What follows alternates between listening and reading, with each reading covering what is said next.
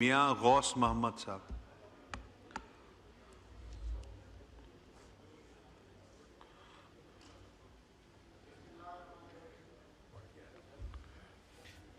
बिस्मिल्लाहिर्रहमानिर्रहीम। स्पीकर साहब, आपकी बहुत मेहरबानी, बहुत शुक्रिया, आपने मुझे टाइम दिया। इस वक्त पूरी दुनिया में सबसे ज़्यादा नेचर रिसोर्सेज रखने वाली उम्मत मोहम्मदी मुसलमान है। पूरी दुनिया के ये अल्लाह ताला की मेहरबानी, रहमत और इनायत है कि पूरी दुनिया के 74% नेचर रिसोर्सेज जो हैं वो मुसलमानों के पास हैं, और इन्हीं नेचर रिसोर्सेज को लूटने के लिए पूरी दुनिया की जो कुव्वतें हैं, जो टेक्नोलॉजी रखती हैं, वो कोई ना कोई बहाना बना के हमला कर देती हैं, और उनका मकसद सिर्फ़ और सिर्फ वो नेचर रिसोर्सेज लूटने के होते हैं। मसलन पहले इराक़ को तबाह किया गया, फिर लिबिया को तबाह कर दिया गया, और उसके बाद शाम को तबाह कर दिया गया, और इसी तरह फिर अब ईरान उनका टारगेट है। ईरान के बाद मैं आपको एक अर्ज कर दूं कि पाकिस्तान में नेचर रिसोर्सेज 84% बलूचिस्तान में है और कोस्टल एरिया 72% है। तो बलूचिस्तान के नेचर रिसोर्सेज तकरीबन 1000 अरब डॉलर हैं। इस वजह से जहां भी नेचर रिसोर्सेज हैं और वो लोग जंगी या ताकतवर फौज नहीं रखते, वहां ताकतवर मुल्क चढ़ दौड़ते हैं। मैं सलाम पेश करता हूं ईरान की गैरत को कि उसने एक तकड़ा जवाब दिया है इजराइल को।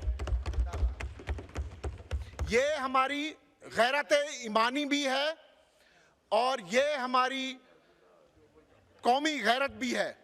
और मैं तो ये कहता हूं कि पूरे 25 करोड़ अवाम आज ईरान के पीछे खड़े हुए हैं, और हमारी हुकूमत को भी चाहिए कि इस जंग में मुकम्मल रोल अदा करें। आज हमारा लीडर इमरान खान होता तो ज़रूर वो प्रैक्टिकली तौर पे ईरान की सपोर्ट करता। मैं स्पीकर साहब, मैं ये अर्ज करूंगा कि कहने को तो ये मुल्क इस्लामी जमहूरिया पाकिस्तान है, कहने को ये कलमे की बुनियाद पे बना हुआ मुल्क है। दुनिया में दो ही मजहब की बुनियाद पे मुल्क हैं, एक इजराइल है और एक पाकिस्तान। बाकी पूरी दुनिया का जितना भी जोग्राफिया है वो लसानी बुनियाद पे तकसीम है, और इस इस्लाम की बुनियाद पे जो मुल्क है, इसको चाहिए कि उम्मती मोहम्मदी का तहफ़्फ़ुज़ करने में सबसे इसको आगे होना चाहिए और एक ऐसे रोल अदा करे लीडिंग। अल्हम्दुलिल्लाह हम एटॉमिक पावर भी हैं, एक अच्छी फ़ौज भी रखते हैं, हमें डरने की या डिफेंसिव होने की ज़रूरत नहीं है। हम अग्रेसिव होकर रहेंगे, गैरत दिखाएंगे तो दुनिया हमें मानेगी भी सही और तस्लीम भी करेगी। और ये एक छोटा मुल्क नहीं है।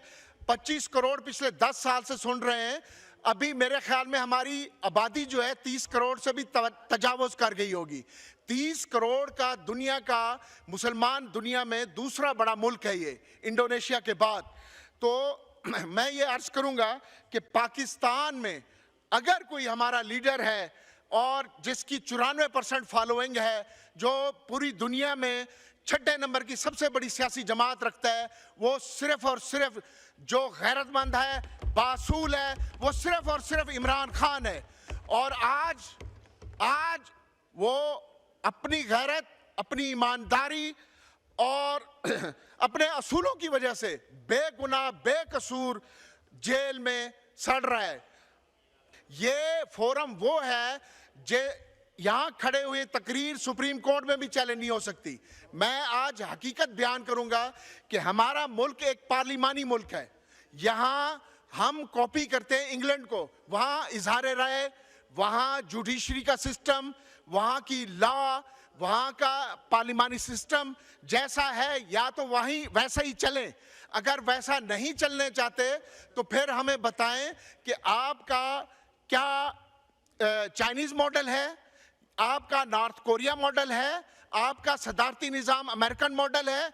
नॉर्थ कोरिया में जो मैंने पिछले दिनों कानून पढ़े कि वहाँ का जो प्रेसिडेंट है किंग जॉन उन, वो हंसे तो पूरी कौम हंसे, वो रोए तो पूरी कौम रोए, उसके खिलाफ कोई बात हो तो उसके सारे खानदान को उठा लो, उसके खिलाफ कोई तनकीद करे तो लोगों के घरों के दरवाजे तोड़ के अंदर कर दो। मैं नेशनल असेंबली मेंबर हूं, मैं खुद 2 महीने जेल काट के आया हूं। मेरा गुनाह क्या था? मैंने 2 महीने जेल इसलिए काट के आया था, मेरे घर के दरवाजे इसलिए तोड़े गए थे कि मैंने गंदम स्कैंडल इस फोरम पे उठाया था और बिल्कुल वो स्कैंडल जायज था। अब मैं आऊंगा काश्तकारों के हवाले से। कहने को ये एग्रोरियन सोसाइटी है और एग्रीकल्चर मुल्क है। हमारी ग्रोथ रेट पीटीआई के दौर में 5% एग्रीकल्चर की थी, अब -0.5% पे चली गई है और इस वक्त 2200 अरब रुपया पिछले 3 साल की मौजूदा पीडीएम हुकूमत की पॉलिसियों की वजह से 2200 अरब रुपया गंदम के काश्तकारों का नुकसान हुआ है। तकरीबन 500 अरब रुपया कमात के काश्तकारों का नुकसान हुआ है।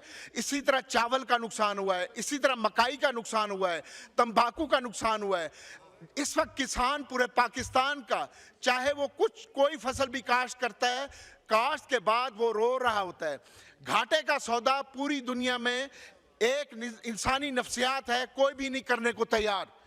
तो अगले साल ये देख लीजिएगा, यहाँ लिख ले इस फोरम पे, मैं इस तकरीर में आपको कर रहा हूं कि अगले साल गंदम हमारी इस साल 16% कम हुई है, अगले साल काश्त 50% कम होगी और तकरीबन हमें 4 अरब डॉलर चाहिए होगा। कास्ट ऑफ प्रोडक्शन इतनी काश्तकारों की बढ़ चुकी है कि डीएपी पीटीआई हुकूमत में 8000 की थी, आज 13000 की थी है। 2200 रुपए यूरिया थी, आज 4000 है। महंगाई जो है वो बढ़ रही है। मौजूदा हुकूमत कहती है कि हमने महंगाई कम कर दी है, जबकि असल हकीकत यह है कि पावर्टी लाइन, वर्ल्ड बैंक और आईएमएफ के फिगर बताते हैं कि पावर्टी लाइन से नीचे 48% लोग चले गए हैं। तकरीबन 15 करोड़ इंसान, 14 से 15 करोड़ इंसान, कुव्वत खरीद रही नहीं। इस वजह से जब इंसान के पास, लोगों के पास कुव्वत खरीद नहीं रहेगी और चीज़ें बिकेंगी नहीं, हमारी लोकल इंडस्ट्री चल नहीं रही, तो उस वक्त क्या महंगाई कम होगी या ज़्यादा होगी? और इस बजट में जितना भी जो मैंने स्टडी किया है वो सिर्फ और सिर्फ अशारफिया और टब्बर पाल प्रोग्राम रखा गया है। टब्बर पाल प्रोग्राम है। और इस वक्त मैं खास तौर पे ये अर्ज करूंगा कि सब तकरीरें मैंने सुनी, सब अच्छाइयाँ बयान हो रही हैं। मुझे तंदूर प्रोग्राम का रिकॉर्ड दें भी कितने पैसे जलाए गए, उसमें 80 अरब रुपया जलाया गया। और आज सस्ती रोटी कहा गया। आज सफाई प्रोग्राम पंजाब में एक चल रहा है जिसका ना कोई हिसाब है ना किताब है। कम से कम 400-500 अरब रुपया उसमें झोंका जा रहा है। ना डेली गंद हो जाता है, डेली सफाई होती है। सफाई प्रोग्राम का कोई हिसाब किताब नहीं है। इस किस्म की स्कीमें चला के बाहर से पैसे लेके पूरी 25-30 करोड़ अवाम पे कर्जा चढ़ा के तो खुद कई लोग दिहाड़ी लगा के बाहर चले जाते हैं। फिर पाकिस्तान को एक शिकारगाह समझ के फिर शिकार खेलने आ जाते हैं 25-30 करोड़ अवाम का। मेहरबानी करें, ये अडहॉकिज्म, डेली बेसिस और ये दिहाड़ी बाज सिस्टम, ये 30 करोड़ का मुल्क है, इसमें कोई चेक एंड बैलेंस होना चाहिए। एहतसाबी जो ख़ास तौर पे नेब को सुला दिया गया है उसको भी जगाएं। और जब तक इस मुल्क में करप्शन ख़त्म नहीं होगी और एग्रीकल्चर तरक्की नहीं करेगा और तनख्वाहदार तबका खुशहाल नहीं होगा, मजदूर खुशहाल नहीं होगा, जब तक आप 25 करोड़ 30 करोड़ को सुख नहीं देंगे, उनकी बद्दुआओं और आहों से ये मुल्क नहीं चल सकता। और इमरान खान को आप जब तक रिहा नहीं करेंगे, वो इस पाकिस्तान की 94% उसकी फॉलोइंग है पूरी, और सियासी इस्तेकाम बिल्कुल नहीं आएगा। और ऐसे ही पाकिस्तान इस मौजूदा हालात से कभी नहीं निकल सकेगा और कभी तरक्की नहीं कर सकेगा। वस्सलाम।